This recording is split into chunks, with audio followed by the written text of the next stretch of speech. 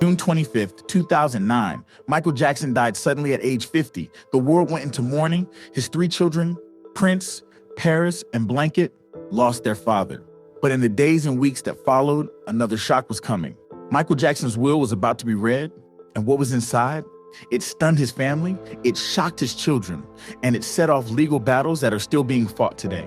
Michael didn't just leave behind money, he left behind conditions, rules, surprises, and decisions that some people in his family are still angry about 15 years later. Today, we're breaking down exactly what Michael Jackson left in his will, what his kids inherited, what they didn't inherit, and the shocking conditions that came with it all. Let's get into it. First, let's talk about the will itself. Michael Jackson's last will and testament was signed on July 7th, 2002, 7 years before his death. He was 43 years old at the time. The executors of the will were John Branca, Michael's longtime entertainment lawyer, and John McClain, a music executive and family friend. Michael's mother, Katherine Jackson, was not named as an executor. His siblings were not named.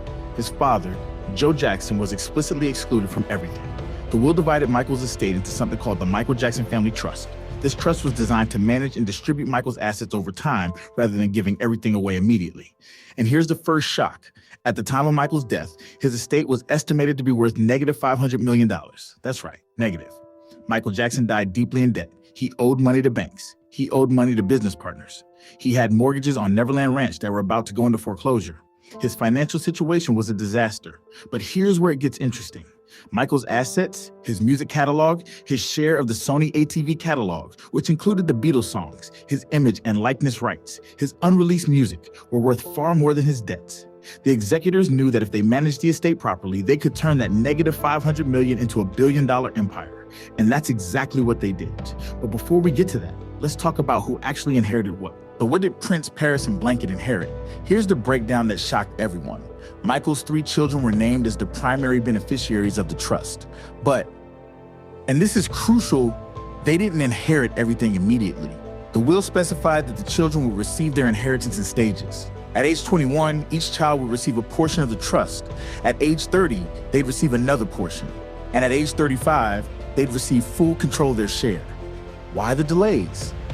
Michael wanted to make sure his kids were mature enough to handle massive wealth. He didn't want them to blow through millions of dollars as teenagers or young adults. Smart move? Absolutely. But his kids weren't thrilled about it. Paris Jackson has spoken publicly about how frustrating it was to know she was technically a millionaire, but couldn't access the bulk of her inheritance until she was older. But here's what really shocked people, the amount. Each of Michael's three children is set to inherit approximately $100 million each when they reach the age milestone specified in the will. $100 million per child. But that's not all they get. They also receive monthly allowances from the trust to cover their living expenses, education, security, and lifestyle costs. When they were younger, that allowance was managed by their grandmother, Katherine Jackson, who was named as the guardian of the children in the will. As they've gotten older and become legal adults, they've gained more control over their finances, but the bulk of their inheritance is still being held in trust until they hit those age milestones. Prince Michael Jackson turned 27 in February 2024, so he's already received his first major payout at 21. Paris turned 26 in April 2024, so she's also received her 21 payout. Blanket, whose real name is Biggie, turned 22 in February 2024, so he just recently received his first major distribution. But here's where it gets complicated. The kids don't just inherit money. They also inherit responsibilities and conditions. Now let's talk about the conditions Michael put on the inheritance, because this is where things get really interesting. First, Michael specified that his children must maintain a relationship with their grandmother, Katherine Jackson. If they were to cut ties with her without justifiable cause, they could potentially lose access to parts of their inheritance. Why would Michael include that? Because he knew that family drama and money often don't mix well. He wanted to make sure his mother remained part of his children's lives. Second, Michael included provisions about drug use and criminal behavior. If any of his children were to develop serious substance abuse problems or be convicted of serious crimes, the executors of the estate have the authority to withhold or reduce their inheritance. Again, smart move. Michael knew the dangers of wealth and fame, especially for young people.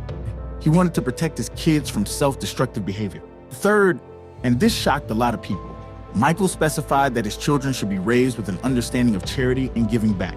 The will includes provisions requiring the children to participate in charitable activities and to donate portions of their inheritance to causes that were important to Michael, particularly children's hospitals and humanitarian efforts.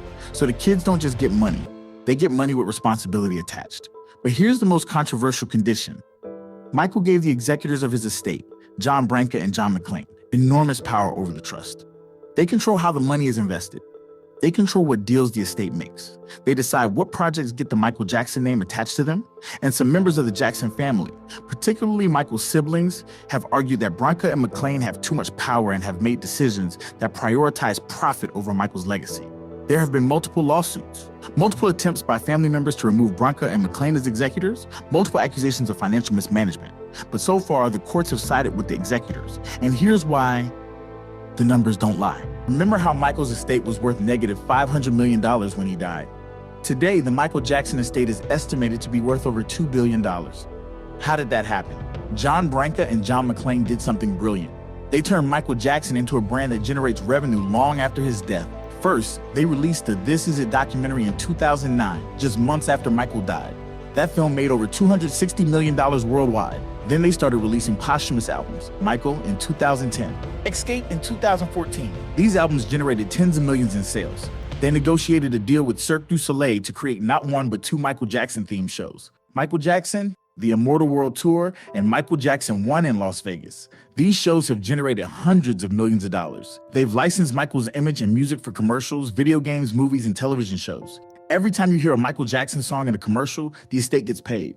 They sold Michael's stake in the Sony ATV music catalog, which included the Beatles songs, for $750 million in 2016.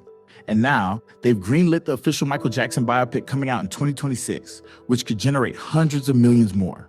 The estate consistently earns between $60 and $100 million per year in revenue. That money goes toward paying off Michael's debts, funding the trust for his children, supporting Katherine Jackson, and making charitable donations in Michael's name. So while Michael died broke, his children are set to inherit a fortune that keeps growing every single year. But not everyone is happy about it. Here's where things get messy. Michael's siblings, particularly Janet, Randy, and Jermaine, have been vocal about their displeasure with how the estate is being managed. They've argued that they should have more input into decisions. They've claimed that Branca and McClain are making too much money in executor fees. They've suggested that the estate is exploiting Michael's legacy for profit. Then in 2012, several Jackson siblings sent a letter to the estate's executors demanding they step down. The letter accused them of various improprieties and called for an investigation. That letter caused a massive public rift in the Jackson family. Katherine Jackson was reportedly held at a spa in Arizona against her will by some of her children during this dispute, though the family later denied any wrongdoing. Paris Jackson, who was just 14 at the time, went on Twitter and publicly defended the executors, saying they were doing right by her father's legacy. The dispute eventually fizzled out when it became clear that the courts were not going to remove Branca and McClain, and the financial success of the estate was undeniable. But the tension remains. Michael's siblings see his children inheriting massive wealth while they struggle financially. Some believe they deserve a share of Michael's estate since they were part of his journey to fame. But Michael's will was clear: his siblings get nothing. His father, Joe Jackson, who Michael had a complicated and often painful relationship with, was explicitly excluded and received nothing. The only family members who benefit from Michael's estate are his three children and his mother, Katherine, who receives a substantial monthly allowance from the trust. And here's the thing, Michael wrote his will that way for a reason. He knew his family. He knew the dynamics. He knew that if he left his fortune to be divided among siblings and relatives, it would lead to endless fighting and lawsuits. So he kept it simple.